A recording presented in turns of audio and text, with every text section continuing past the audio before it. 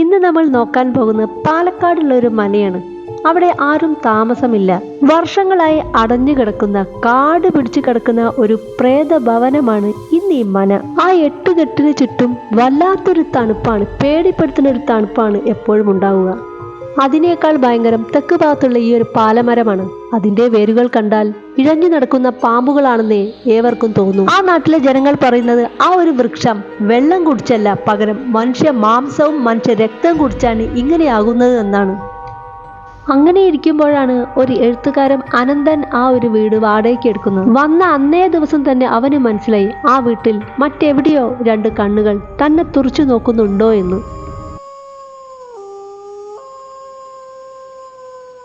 അന്നു രാത്രി അനന്തൻ കഥ എഴുതിക്കൊണ്ടിരിക്കുമ്പോഴാണ് എല്ലാ വാതിലുകളും അടച്ചതിനു ശേഷമാണ് അവൻ ഇരുന്നത്.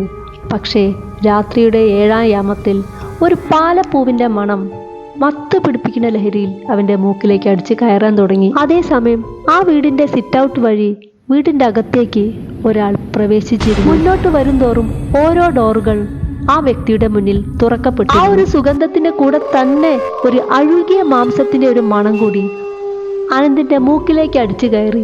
അതോടുകൂടി അവൻ എഴുത്ത് നിർത്തി എഴുന്നേറ്റു. എവിടുന്നാണ് ഈ ഒരു ദുർഗന്ധമെന്ന് അവന് മനസ്സിലായില്ലേ.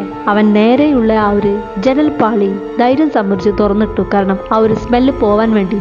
അപ്പോഴാണ് ഒരു മിന്നൽ വെളിച്ചത്തിൽ ആ ഒരു പാലമരം തിളങ്ങി നിൽക്കുന്നത് കണ്ടത്. മാത്രമല്ല പാലമരത്തിന്റെ ചുവട്ടിലുള്ള മണ്ണുകൾ ഇളകുന്നതും കണ്ടും അതിന്റെ അടിയിൽ നിന്ന് ആരോ പുറത്തേക്ക് വരാൻ ശ്രമിക്കുന്നതായി അവന് തോന്നി. അപ്പോഴേക്കും ആ ഒരു രൂപം അവന്റെ തൊട്ടു പുറകിലെത്തിയിരുന്നു. മാത്രമല്ല ആ വീടിന്റെ ഏതോ ഒരു മൂലയിൽ നിന്ന് എന്തോ ചുരണ്ടുന്നത് പോലെ ഒരു സൗണ്ടും കേട്ടു. അപ്പോഴാണ് ഞെട്ടലോടെ അവനൊരു കാര്യം മനസ്സിലായത്. തന്റെ പുറകിൽ ആരോ ഉണ്ട്. ആ ഒരു ശ്വാസോച്ഛ്വാസം തന്റെ കഴുത്തിൽ തട്ടുന്നു. മറ്റൊരു ഭീകരമായൊരു സത്യം കൂടി അവൻ തിരിച്ചറിഞ്ഞു. ആ ഒരു ശ്വാസത്തിന് വല്ലാത്തൊരു തണുപ്പും മരണത്തിന്റെ ഗന്ധവും ഉണ്ടായിരുന്നു. അവൻ ഞെട്ടലോടെ മറ്റൊരു കാര്യം കൂടി മനസ്സിലാക്കി.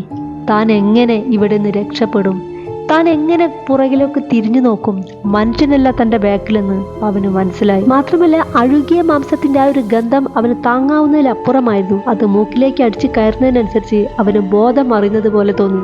ക്ഷണനേരം കൊണ്ട് അവൻ ബോധമറ്റ് താഴോട്ട് പതിച്ചു. പിറ്റേ ദിവസം ബോധം തെളിഞ്ഞപ്പോൾ ആ റൂമിൽ മറ്റാരും ഉണ്ടായിരുന്നില്ല.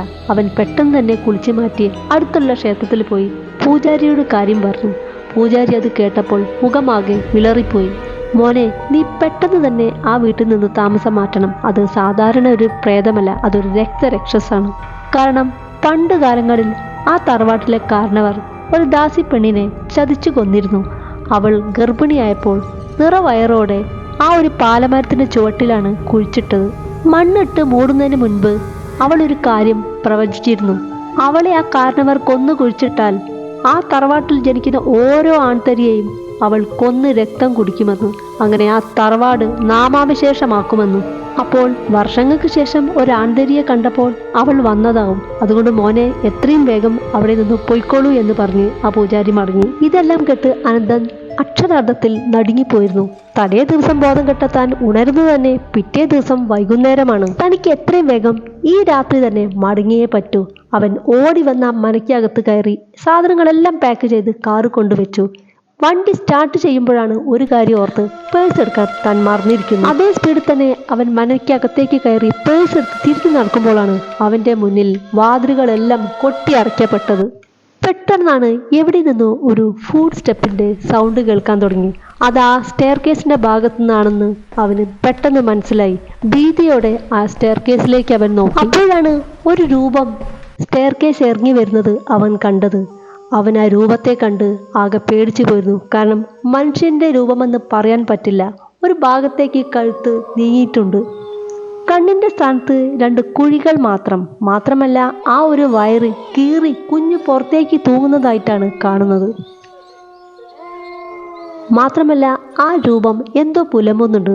അതെന്താണെന്ന് അവൻ ശ്രദ്ധിച്ചപ്പോൾ മനസ്സിലായത്. തനിക്ക് വിശക്കുന്നു. അവനോടി കട്ടിലിന്റെ അടിയിലേക്ക് പോയി. അപ്പോഴാണ് ആ രൂപം അങ്ങോട്ടേക്ക് നടന്നു വന്നത്. ആ രൂപം ക്ഷണനേരം കൊണ്ട് കൈ നീട്ടി അവനെ അതിൻ്റെ ഉള്ളിൽ നിന്ന് വലിച്ചെടുത്തു. ആ വലിച്ചെടുക്കുന്ന കൂട്ടത്തിൽ അവന്റെ ഷർട്ടും ആ രൂപത്തിന് കയ്യിലായിരുന്നു. ആ രൂപത്തിന്റെ മുഖം അവന്റെ കഴുത്തിന് നേരെ അമർന്നു. അഴുകിയ മണത്തോടൊപ്പം ആ ഒരു പേടിപ്പെടുത്തുന്ന മരണത്തിന്റെ ഗന്ധവും കൂടി ഒരു നിമിഷം കൊണ്ട് അവൻ തിരിച്ചറിഞ്ഞു. അവളുടെ പല്ലുകൾ ആഴ്ന്ന് അവന്റെ കഴുത്തിലിറങ്ങി.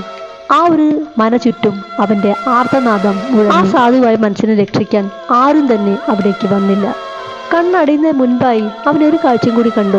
ജനലിന്റെ ഉള്ളിലൂടെ ആ പാലമരത്തിന്റെ വേരുകൾ തന്റെ ശരീരത്തെ വരിഞ്ഞു കെട്ടി ആ മരത്തിന്റെ ചോട്ടിലേക്ക് കൊണ്ടുപോകുന്നതായി. പിറ്റേ ദിവസം പോലീസുകാരെല്ലാം അവിടെ വന്നെങ്കിലും ആ മരം ശൂന്യമായിരുന്നു. അവിടെ ആരും തന്നെ കണ്ടില്ല.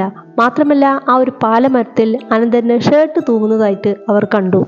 ഇപ്പോഴും രാത്രികാലങ്ങൾ അതുവഴി പോകുമ്പോൾ ഒരു യുവാവിന്റെ ആർത്തനാദവും പൈശാചികമായ ഒരു ചിരിയും കേൾക്കാമെന്നാണ് പറയുന്നത്.